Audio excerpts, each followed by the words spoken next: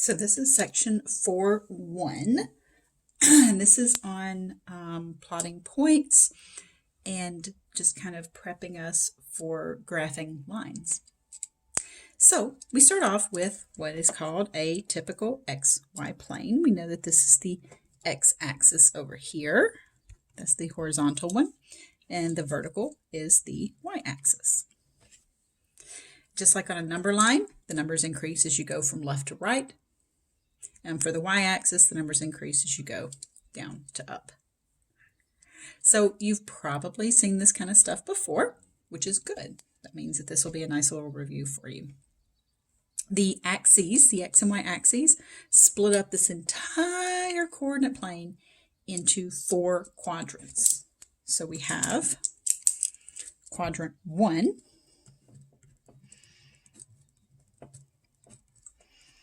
it's over here, and then it goes counterclockwise. This is quadrant 2. We typically use Roman numerals to denote the quadrants. This is quadrant 3. And the word quadrant implies that there's 4 of them, quad meaning 4. So, and then this is quadrant 4. The order does matter. It is 1, 2, 3, 4. It goes in that counterclockwise motion. It's not just however you want to label them. It is that kind of in that shape of a C. All right, so when we plot points, because that's where we're going to start, we want to end up with graphing a line, but we're going to start by plotting points. Now, these are called points. They're also sometimes called ordered pairs. That's because the order matters. The first number is your x, and the second number is your y. They go in alphabetical order, x, y. The x number controls if you go left or right. The y number controls if you go up or down. So this is telling you to start at 0, 0. Now you guys may have heard this point right here, 0, 0, is sometimes called the origin. That's because that's the place where all of these points will originate. They will start there. Get that? Origin, originate. So 2, 4, that's a positive 2. So that means you go positive 2 in the x direction, x being left, right. Y is your up, down. So this is telling you from 0, 0, move 2 spaces to the right. So 2 spaces to the right. You're not there yet. The rest of the directions say 4 units up. So 2 spaces to the right and then 4 units up. And that puts you right here. So I put A because that's part A. So that's 2, 4. There's not 2 points. You don't put a point on 2 and then a point on 4. That's not 2 separate points. This is like, think about like playing Battleship. These are the coordinates that are directing you to a single location. Now, the order does matter. That's why they're called ordered pairs. So 4, 2 is different than 2, 4. This is telling you, remember, it's always alphabetical order, X, Y, to go 4 units from the origin, 4 units in the positive X direction, and then 2 units up. So that puts you right here. Remember, the order is important. And these 2 numbers work together to get you to a single location. Don't put dots on both of these numbers. These numbers work together to tell you to go left or right or up, down. Now, this is a good opportunity to pause the video, go ahead and see if you can plot C, D, and E.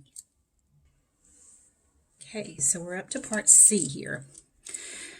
This negative in the first position is your X position. That's your Y position there.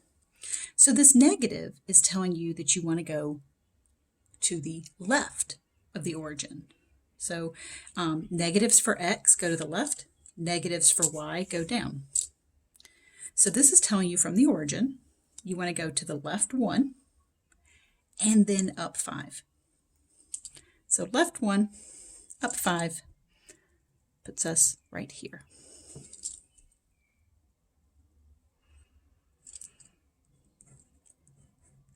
All right, so from the origin, this is a positive, so I'm going to go to the right 2, and then this is negative, so a negative y goes down.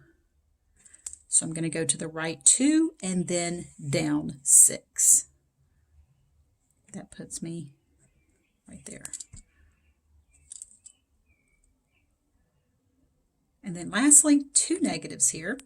That's going to be to the left 5 and then down 2. So left 5, down 2, puts me right there for part E.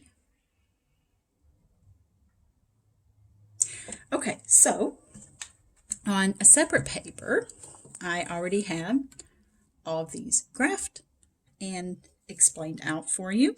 I just didn't want to have all this stuff in front of you and it already done. So I wanted to kind of do it with you so that you could see how I was getting to these locations. But when I post my notes, this is the one that I'm going to post for you.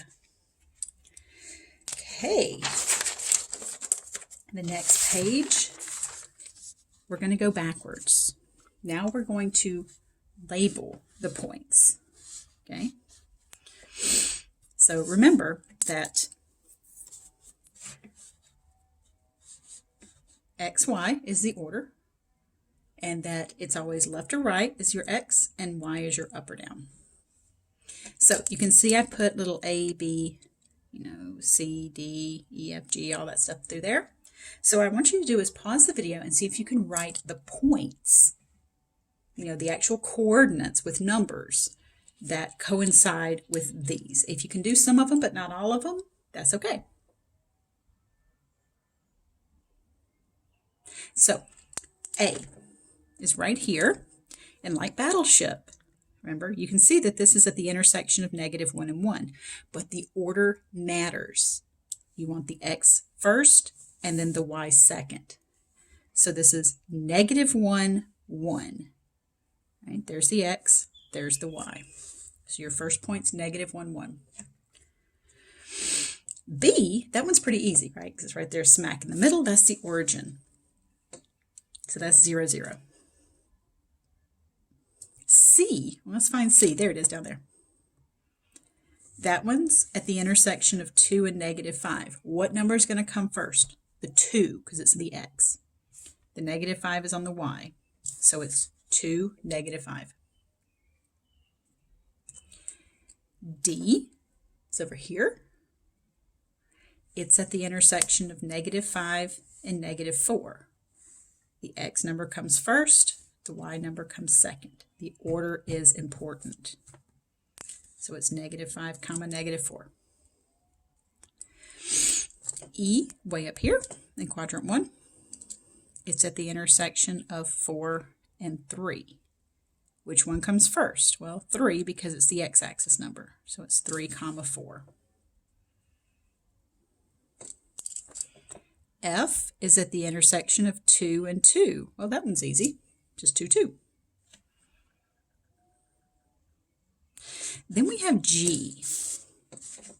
G and H are kind of tricky because they're actually on the axes. So this one's at the intersection of 4 and what? Well, so how would you get to this point? You would have to go 4 units to the right and then not go up or down. Okay, so where do you move as far as the Y goes? If Y is your up and down movement, this doesn't move up or down. So that means that G is the point 4, 0, meaning you go 4 to the right, because that's the X value, and then the 0 means you don't go up or down. H, on the other hand, doesn't go left or right. If we always start at the origin. It doesn't go to the left or right, so it's going to have a 0 for its X. And then it goes down 2. So the 0 in the X position is saying, hey, you don't go left or right, you just go down 2.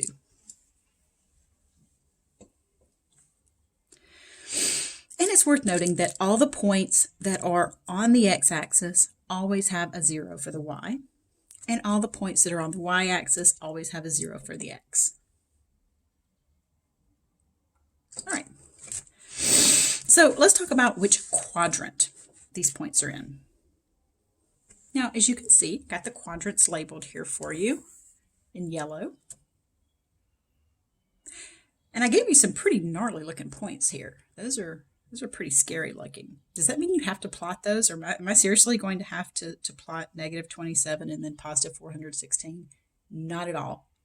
You just have to figure out which quadrant they're going to be in. This -27 is telling you to go to the left, and then this is positive, so it's telling you to go up. So this point is taking you to the left and then up. So it's going to be way out here. Quadrant 3 isn't just this little piece right here. It's all that stuff all back in there. So that's going to be in quadrant 2. Incidentally, quadrant 2 has all the points that are negative, comma, positive. All right, what about a negative, negative? Well, that's a left and then down. So from the origin, left and then down puts you in quadrant 3.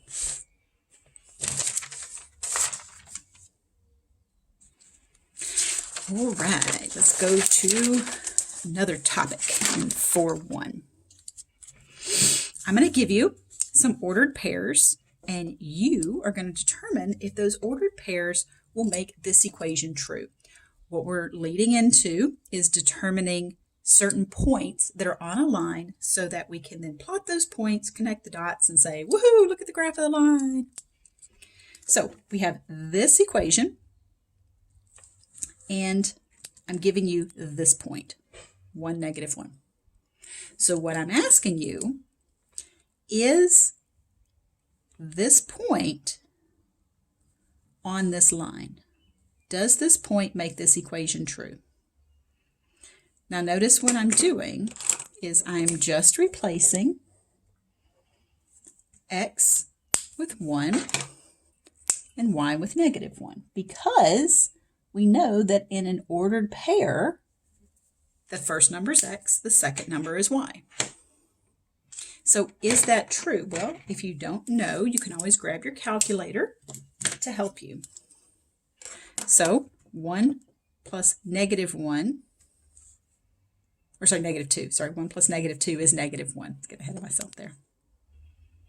So it is true. All right. Another point, 1, 0. Does this point make this equation true? Now, it's not like there's just one point. This equation is going to have an infinite number of points that are going to make it true. Okay? So we get 1, 0. So we're going to plug 1 in for x and 0 in for y, because that's the order that they're in. So I'm asking you, is 1 plus 2 times 0 equal to -1? You can grab your calculator. That's going to be 1 plus 0, which is 1. No, it doesn't. It does not make that true. All right, let's look at another point, 3, -2. So you should pause the video and then see if you can figure that one out, if this one makes that equation true or not. Okay, so plug in 3 for x, -2 for y. Is that a true statement? Well, grab the calculator. 3 plus -4 is -1. So yes, it is. All right, let's keep going here. 5, -3. That's x, that's y. Plug in 5 for x, that for y. Is that true? You can grab your calculator and do 5 plus -6. And it is.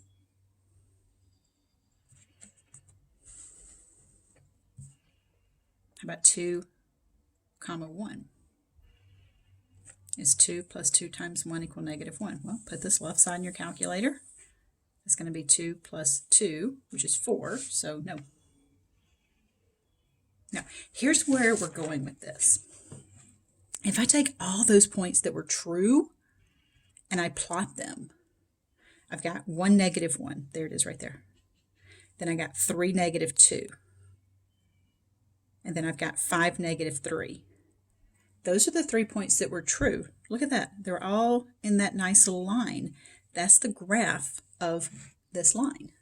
So that's where we're headed, is to figure out these points that are going to make that equation true, and then be able to plot at least 2 of them, and then connect the dots for a nice, pretty line. Now, just so we don't have to guess and check a whole bunch of points to find the one, we're going to guarantee that we'll be able to find some points, okay? So this way, we just kind of pulled some points out of our butts and say, hey, do they work or not? We don't want to just kind of be willy-nilly about this. So what we're going to do is find these points that make this equation true. Okay, so here's what we're going to do. 0, comma, something. I just put a little underline there. What y value do we need? What number do we need right here so that 0, comma, some number is a point that makes this equation true? Well, let's see. We're going to have to solve an equation for this. So what we're going to do is plug in 0 for x and solve it for y. Now 2 times 0 is just 0, so we don't even have to worry about that. That's why I kind of like lightly scratched it off there. So all we get is 3y equals 6. Divide by 3, we get 2. That means the point 0, 2, right? I gave you the x, and we had to find the y. The point 0, 2 makes this equation true.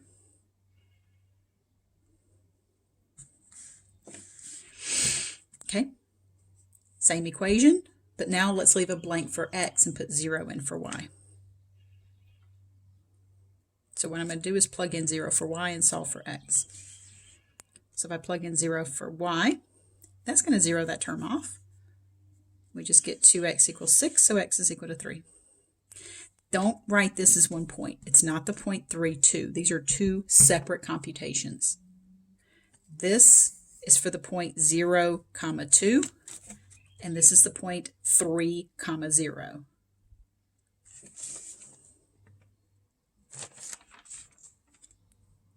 If you were to plot these 2 points, right, the 0, 2 and the 3, 0, and connect that, that's the graph of this line. So that's where we're headed.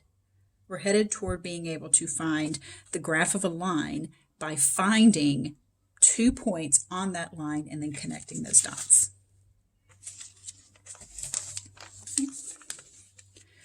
Now we don't have to just use zeros. So I'm just going to, oh yeah, good, I did rewrite this. Let's find some more points on that line. So we have 2x plus 3y equals 6. I gave you 1 for x, and we want to find y. That means I'm going to plug in 1 for x and solve it for y. So I get 2 times 1 is 2. 3y equals 6. This is a 2-step equation, so I'm going to subtract 2 and then divide by 3. So I get something a little messier with that one. I get 4/3. That's okay. You can have fractions. They're not pretty to have to graph. But that means that the point 1, comma 4/3 is another point on that line. All right. Same equation. Just sticking with it because it's working for us. Let's do x and then -2. So that means let's find x. Let's plug -2. Same equation up here. Let's plug -2 in for y and then solve that for x. This is a good opportunity. Pause the video and see if you can figure out what that's going to be. Okay, so that multiplies to be -6. So we have 2x minus 6 equals 6.